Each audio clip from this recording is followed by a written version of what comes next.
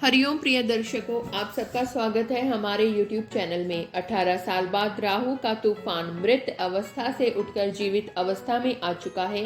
मेष राशि की 10 सच्ची भविष्यवाणियां जो उड़ा देगी आपकी होश। दोस्तों, जिंदगी में ऐसे पल आते हैं जब सब जानकर भी चुप रहना पड़ता है, शक्ति होते हुए भी सहन करना पड़ता है। यही हाल पिछले 4 महीनों से कलयुग के राजा राहु देव का था।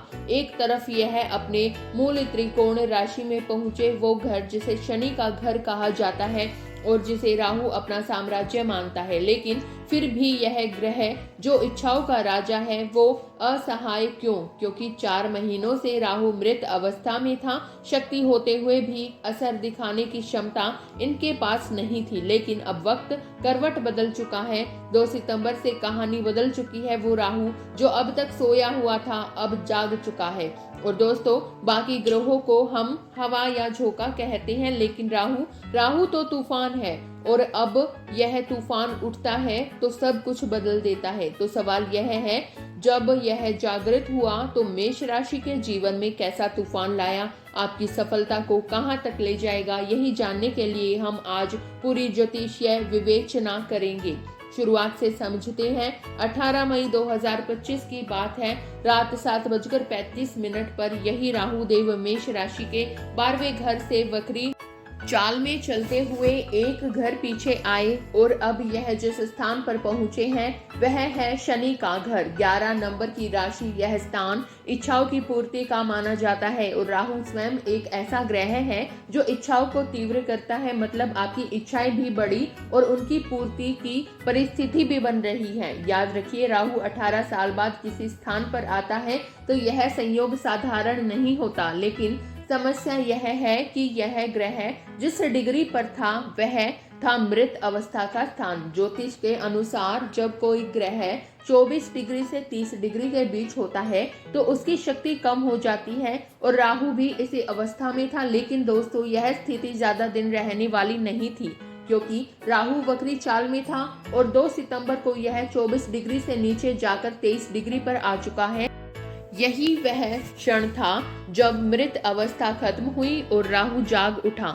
यही जागरण आपके जीवन में नए अध्याय की शुरुआत कर चुका है। और सुनिए, इस जागरण का असर छोटा मोटा नहीं है। 2026 तक की पूरी कहानी अब लिखी जा रही है। यह गोचर 5 दिसंबर 2026 तक रहेगा, यानी इस साल के बाकी 4 महीने और अगले पूरे 12 महीने राहु का प्रभाव सबसे शक्तिशाली रहेगा।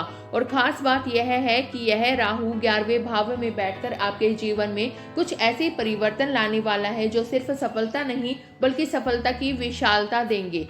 आपका नाम, आपका सामर्थ्य, आपका प्रभाव सब बदल जाएगा। कैसे बदलेगा, क्या क्या होंगे फायदे और किन उपायों से आप इस सफलता को सुनिश्चित कर सकते हैं, यही सब हम गहराई से समझेंगे। लेकिन वीडियो में आगे बढ़ने से पहले कमेंट बॉक्स में सच्चे मन से लिखे हर हर महादेव वीडियो को एक प्यारा सा लाइक अवश्य दें और हाइप करना बिल्कुल ना भूले। तो चलिए अब आरंभ करते हैं इस खास सफर की।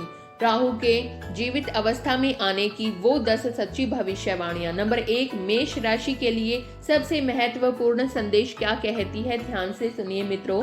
क्या आप जानते हैं 11वां भाव में राहु का प्रवेश कोई साधारण घटना नहीं है। ज्योतिष में इसे सबसे महत्वपूर्ण और शक्तिशाली गोचर माना जाता है। कारण यह है कि जब राहु तीसरे, छठे, 7वें, द्वादश और 11वें घर में प्रवेश करता है तो यह जीवन में गहरे, व्यापक और जबरदस्त परिवर्तन लाता है। इस बार मेष राशि के लिए राहु ने 11वां भाव यानी लाभ का घर में डेरा डाला है। सोचिए, जब राहु खुद लाभ भाव में बैठ जाए, जो परिणाम केवल साधारण लाभ नहीं बल्कि बड़ी कामयाबी, बड़े सपनों की उड़ान और ऐसे अवसर मिलेंगे जो अब तक सिर्फ ख्वाब थे। याद कीजिए, समुद्र मंथन का समय जब अमृत वितरित हो रहा था, मोहिनी अवतार देवताओं को अमृत दे रही थी और राहु जानता था कि उसका हिस्सा नहीं आएगा। फिर भी राहु ने हार नहीं मानी, किसी भी तरीके से वह अमृत पा ही लिया।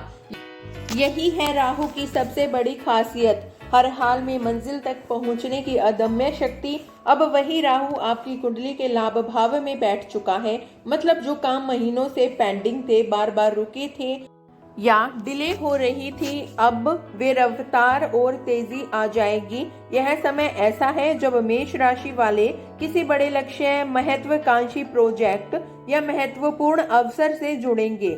ऐसा जीवन को नई ऊंचाइयां, व्यापकता और स्थायित्व देगा। यदि आप फिल्म, मीडिया, डिजिटल प्लेटफॉर्म या विदेश से जुड़े किसी काम में हैं या technology, global networking, import export जैसे क्षेत्र में है, तो राहु आपके लिए कामयाबी का तूफान और अभूतपूर्व अवसर लेकर आया है। राहु जब एकादश भाव में होता है तो उसकी दृष्टि सिर्फ धन तक सीमित नहीं रहती, बल्कि यह आपके नेटवर्क, संपर्क और अवसरों के विस्तार पर भी केंद्रित होती है।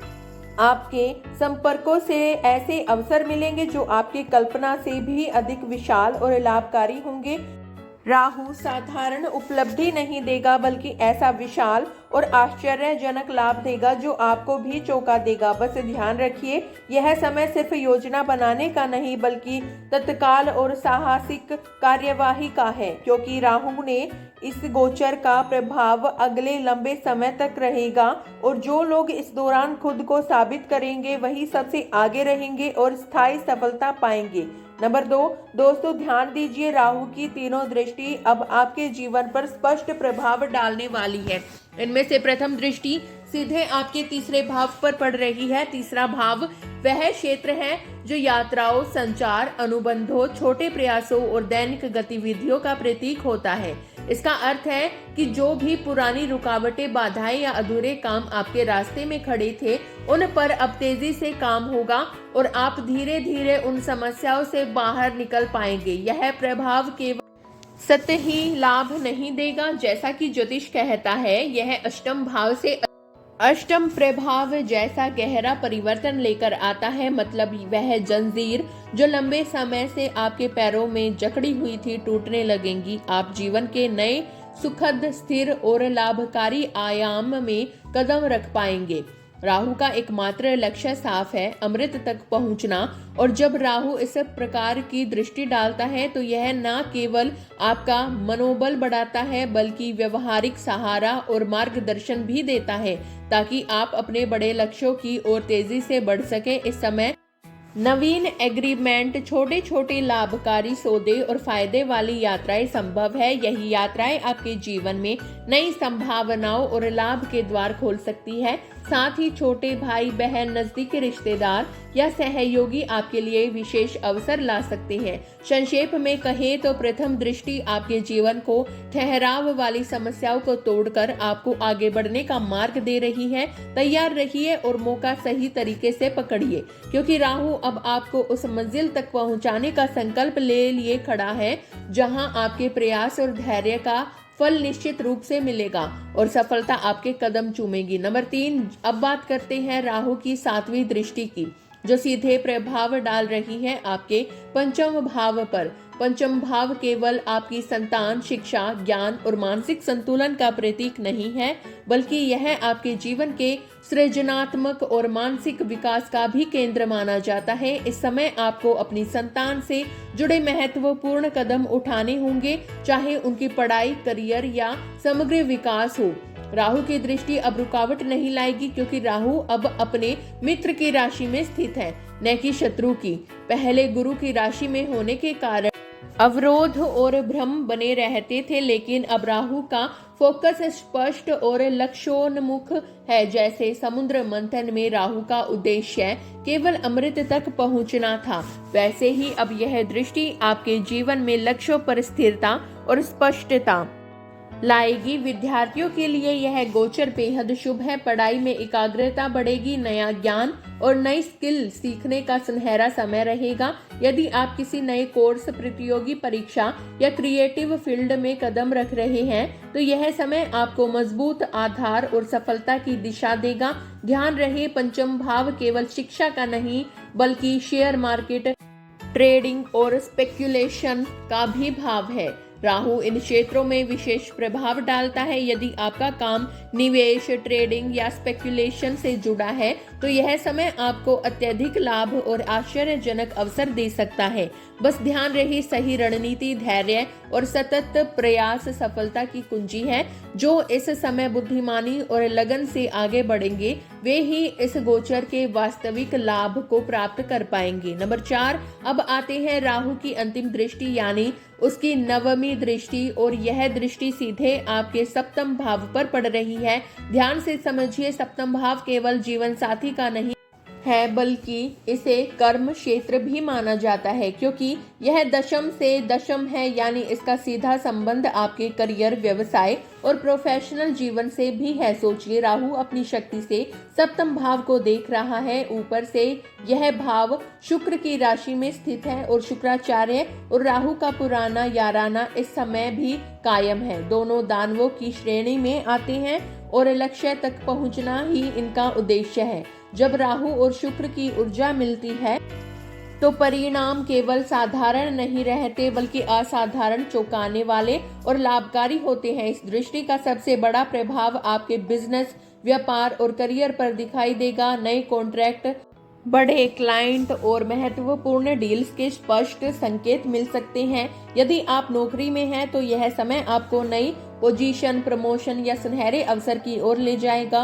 और यदि आप व्यवसाय में हैं तो विस्तार और प्रगति की संभावना प्रबल है।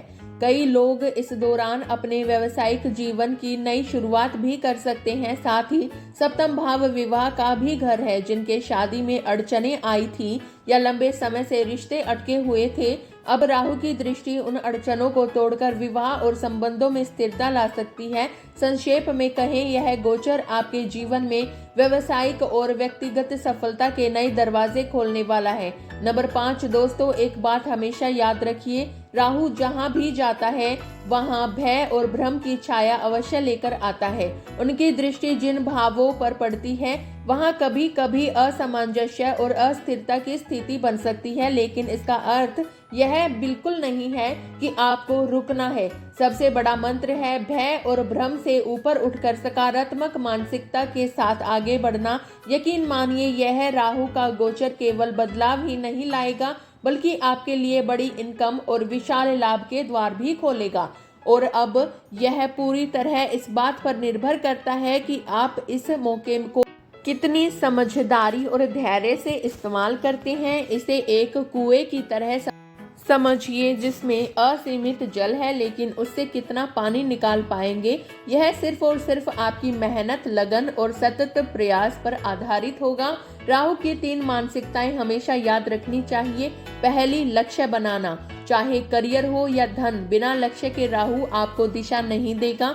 दूसरी, फोकस बनाए रखना, केवल लक्ष्य बनाना काफी नहीं, उस पर लगातार और समर्पित होकर काम करना आवश्यक है। तीसरी, धैर्य रखना, क्योंकि राहु इस समय शनि की राशि में है और शनि को समय का देवता कहा गया है, यानी सफलता तक वही पहुंचेगा जो समय का सही और बुद्धिमानी से उपयोग करेगा।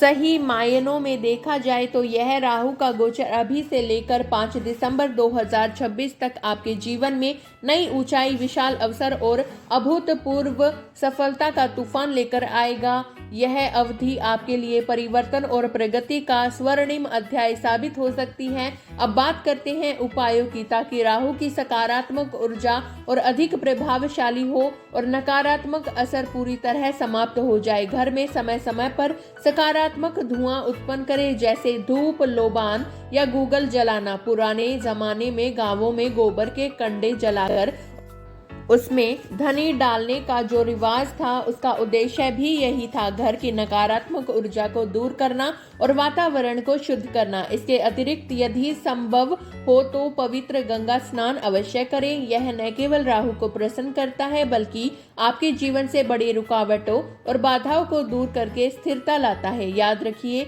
सही दृष्टिकोण और सही उपाय ही जीवन बदलते हैं और यही संयोग आपको राहु के आशीर्वाद से नई ऊंचाइयां तक ले जाएगा। अगर वीडियो पसंद आया हो तो वीडियो को लाइक करें, हाइप करना बिल्कुल ना भूलें, चैनल को सब्सक्राइब करें और कमेंट बॉक्स में हर हर महादेव जरूर लिखें। धन्यवाद।